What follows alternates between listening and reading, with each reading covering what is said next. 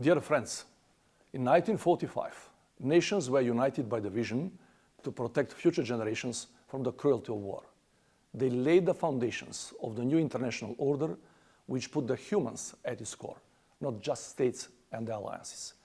Over the past 75 years, the United Nations have been the cornerstone of international law and the multilateral system. They have prevented numerous conflicts and mitigated consequences of many humanitarian crises. The UN has helped many colonized nations to gain their independence through self-determination. Millions of people have risen from poverty and were protected from violence in the past 75 years. Through the Universal Declaration and many international treaties and conventions, the United Nations have encouraged the global movement for human rights, for social justice and equality. They have strengthened resilience to disasters and mobilized humanity in fighting climate changes. The creation of the United Nations is a monumental global achievement of humankind. Yet, World Organization can be as effective as the member states will allow it to be. Due to the known inner obstacles to its work, there are still tensions and conflicts around the world.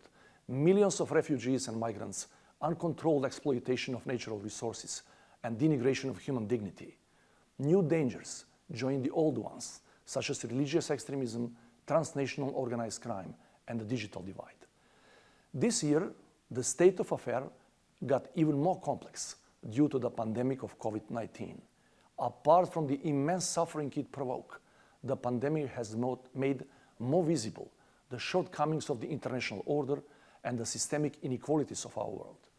We have only 10 more years to realize the Agenda 2030 and the Paris Climate Agreement. In order to complete the Sustainable Development Goals, we have to restore economic and social damages from the pandemic. This is within reach, but only through multilateralism, international cooperation, and global solidarity, which requires strong and effective United Nations, reformed and ready for the new reality. Since our independence, the Republic of North Macedonia has experienced the benefits and the challenges of the United Nations.